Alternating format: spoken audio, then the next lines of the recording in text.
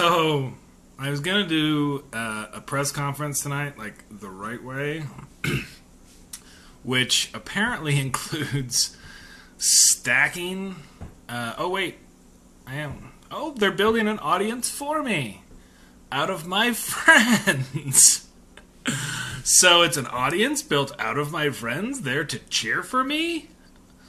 That's a fun way to do a press conference. Not very good if it's your first press conference and you are the president-elect of the United States and it's been a long time since you decided to do a press conference. So anyway, we'll let Facebook do its thing. What's up, Tisa? So, yeah, I wanted to do a quick kind of addendum show tonight. Welcome to Escape a Dystopia, yeah. Part of why I'm doing this is as an archive for myself and perhaps my family and our species if things go bad. And part of it, of course, is to avoid the bad. One of the things I didn't talk about on my show on Sunday was kind of the whole point and the danger of switching around the U.S. alignment with NATO. And I'll wait around and see if another person or two shows up. Oh, somebody else is there. Just because it's kind of more fun when there's more people. But I did want to get to that main thing that I was going to talk about before, which is that the Trump realignment, and when he's talking about this, the NATO stuff and everything when he was going before, the realignment with Russia is an alignment moving away from our values as a country to an alignment with people who are on our same ethno-nationalist alignment. And that's what the real danger is going forward. As we switch around, and this is upends that 50, 60 years of U.S. tradition and international politics and the world that we've gotten used to and the balance and that realignment. And they want to do it, I think, for the fight with ISIS, as they're going to call them, or Al-Qaeda, or whatever group pops up next, and that's a big part of the whole national security crazy guys, Mad Dog and the other folks. So that realignment there along those ethno-nationalist lines, that's all Bannon, and that's all the alt-right. And in order to make a move like that, a change in our society that's that large, right, to switch from somewhere where we're going to align with countries that are, have our same values and our democracies and believe in, voting rights and things like that, to no, we're going to align with people who are oil-producing countries with, very strong authoritarian figures controlling things. That realignment, major realignment, is coming from Bannon and is a possibility. As we move forward into this new world, that's the big danger, I think. That's where the big wars come in, and the possibility of that, as we get rid of our traditional allies and then realign along ethno-nationalist lines, which there's Hungary came out, and there's a guy who's running that place too, also, who did that. So that was a big point I wanted to make, actually, from Sunday's show, and that's the big danger to watch out for if we keep going on this antagonizing allies and just kind of being subservient to Putin and Russia. Now, speaking of which, that was a big part of, and I got to talk about this because the whole thing came out with the golden shower and the whole P. Otis thing. And I'll talk about this in a minute because it's one of those things, like these kind of intelligence things, when they come out, knowing whether or not something is true is always very, very difficult. But there's a few other things that they actually talked about in this somewhat surreal press conference that happened today this thing going on. I don't even know if this is going to be. This can't be a new normal because this isn't normal. And I don't think that Trump liked it at all, so I don't think he's going to go back and do this again. I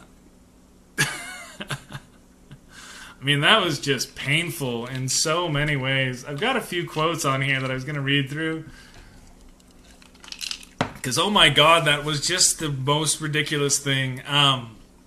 One, about this notion that the DNC is at blame for being attacked and having Russia expose their stuff. They actually mentioned a couple other hacks during this thing, and the difference between what Russia did and many of the other things that are done was the selective releasing of information, which is the big difference. And this is what Trump talks about the way he's like, and I have to say this also, the Democratic National Committee was totally open to be hacked. They did a very poor job. They could have had a hacking defense, which we had. And I will give Reince Priebus credit, because when Reince saw what was happening in the world and with this country, he went out and went to various firms and ordered a very, very strong hacking defense. If anybody could actually ask him what he thinks a hacking defense is or entails, again, it would be great humor. The problem, and we saw this throughout this entire thing, is he actually didn't answer any questions. And this is what was so odd about it, and this is kind of the real difficult problem with this whole thing, is not ever answering any kind of questions or dealing with, well, what you just said doesn't make sense with what you were trying to do, and so what? What then? And this is where the attacks on our media that we get, and bringing this up too is actually interesting. There's a thing that goes back for a lot of the internet called the Godwin's Law, named after a guy, I believe his name was Mike Godwin. And the idea for Godwin's Law back in the day was that as any internet argument goes on, the chance that someone's going to compare someone else to a Nazi approaches 100%. So it's just as people keep going, eventually somebody's going to be like, well, you're a Nazi, and boom, you got Godwin. That was kind of the traditional thing. This came from Usenet, which was a precursor of the internet and a message board from back before.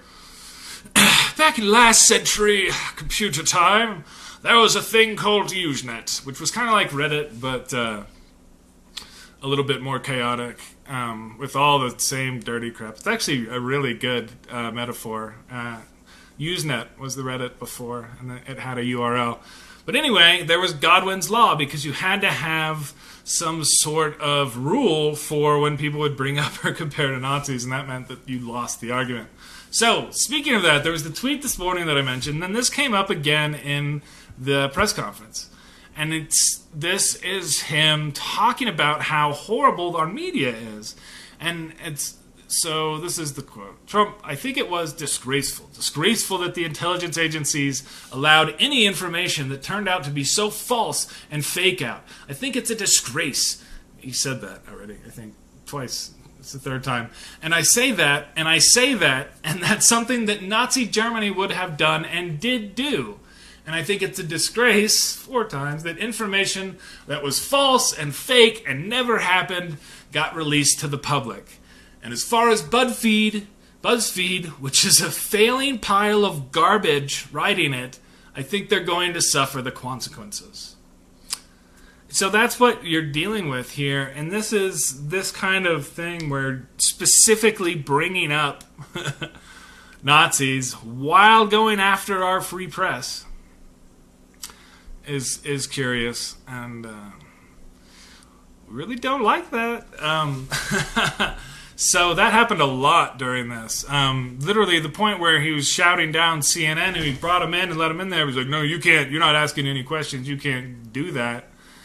That kind of stuff. And then, I mean, just very much going through this. You're good. You're bad. You know, that kind of setting up that situation, and this whole individual company naming thing, this is all new. There's actually rules in the U.S. Constitution against what's called a Bill of Attainder, which is a specific rule against an entity, like a company or an individual. We just don't do stuff like that, so it's entirely different on that side. For the final thing, this is one of the strangest parts of what he said today during this press conference. And it talks about, they were asked about how, obviously Putin wanted you to win, right? So there's two aspects of this, right? So Putin, A, hacked the election and then selectively released information, and why was because he wanted Trump to win. And so then the question, I finally get the follow-up question, well, he wanted you to win, can you at least acknowledge that this happened? And so he had acknowledged that it's happened. And then this is about he wanted you to win, so what do you think about that? And then it's like, well, if Putin likes Donald Trump, I consider that an asset, not a liability, because we have a horrible relationship with Russia. Russia can help us fight ISIS, which, by the way, is, number one, tricky. That in a second. I mean, if you look, this administration created ISIS by leaving at the wrong time. The void was created. ISIS was formed. If Putin likes Donald Trump, guess what, folks? That's called an asset, not a liability. What you are, Trump, is called an asset. And I think this word was on his mind in this context because they were talking about, the intelligence briefers were talking about him being cultivated as an asset, which is an intelligence term for Putin. And so the fact that he calls himself Putin's asset, not a liability, is a bit odd, to say the least. And then there's this whole blaming Obama for being the founder of ISIS once again, and forgetting this whole situation in the Middle East that, again, created the power vacuum and the revolution in Syria. Part of the thing, there was another report that came out and talked about this and talked about what it is that Putin had been doing in Syria. Because when they came in, and this was asked also as well of Rex Tillerson today, whether or not Putin was a war criminal for bombing schools and hospitals in Syria to help Assad take power. And that's what the final push, that's what's happened over these last few months after the election, and essentially support for the rebels from us collapsed. And so then Assad and Putin were able to finally just steamroll everybody, and that's why you're seeing now the ceasefires and everything in Syria, because Assad won with Russia's air force, essentially. That's what happened. And so calling this like something where we're going to fight with Putin against ISIS, no, what he's talking about here is this international realignment of us now aligning on ethno-national lines with Russia against Islam as a global war. So not necessarily just this, oh yeah, I like Russia, but no, our whole country now wants to align with this. And so this is serious. This is the kind of big stuff. So he talks about this a little bit more, and this is, I'm going to go up to the end. I was going to do a pretty quick little thing tonight, but wanted to go, and this is one of the last things that he says near the end. Actually, this is literally the end of the press conference.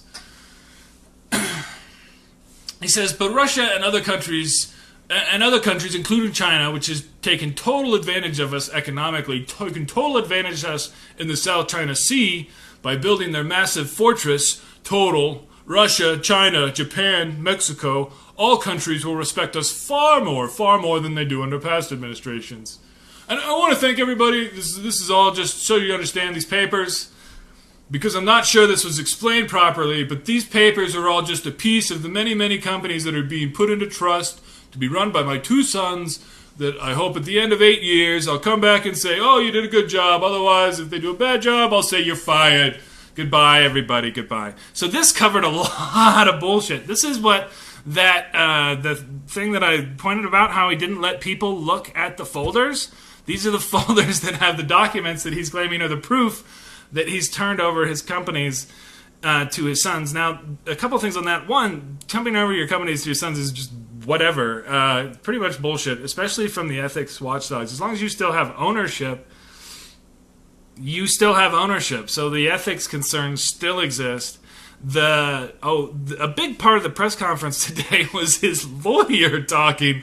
His lawyers, which were Russia's law firm of the year in 2016. No, that's his lawyers. They came out, and most of the press conference was the president-elect standing back, his lawyer stepping forward and claiming that what he was doing with his whole company thing was perfectly legal. Meanwhile, the not Russian law firm of the year and actual ethics lawyers in Washington, no, is what their reaction was. You can't do that. You have to sell it. But she actually mentions, and I didn't parse totally what they said, but there's a point in there where she says, essentially, if we sell this company, it's not worth anything because it's all built on his name. And they actually also say, this is probably one of the funniest things, where the Trump organization will not, claim or promote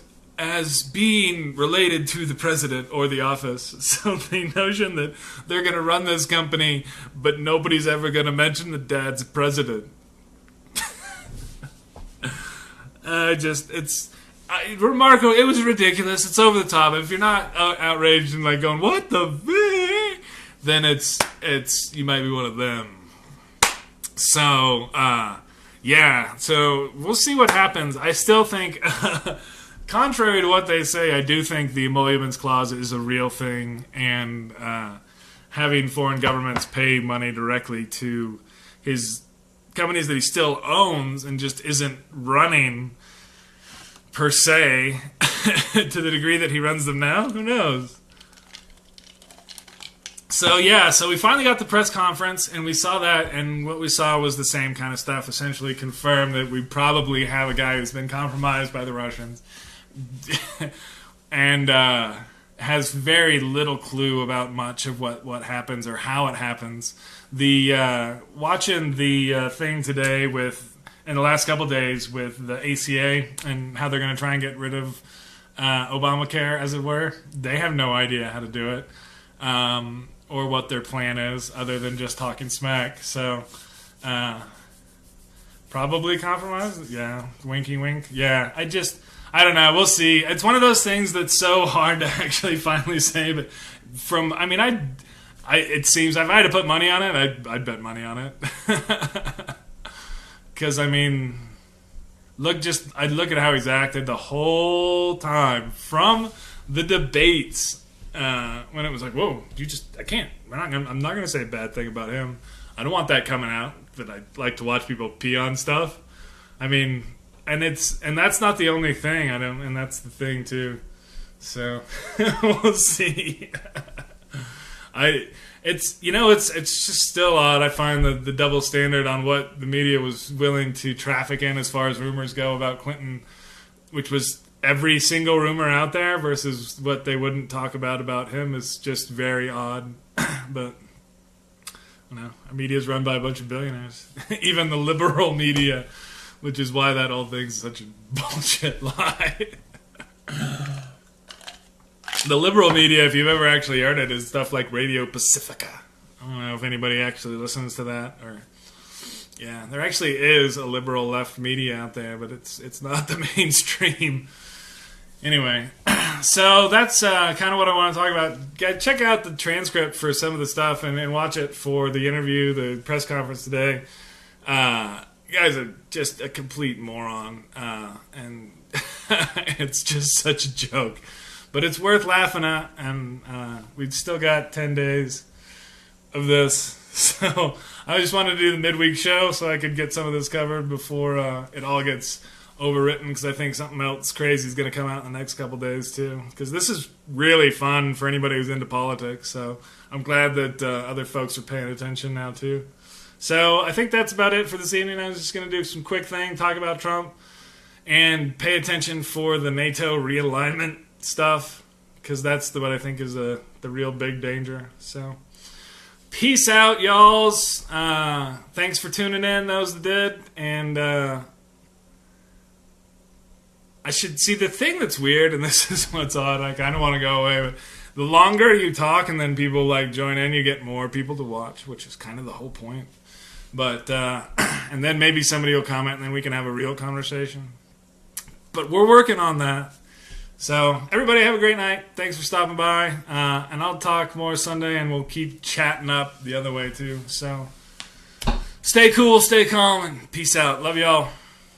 Night.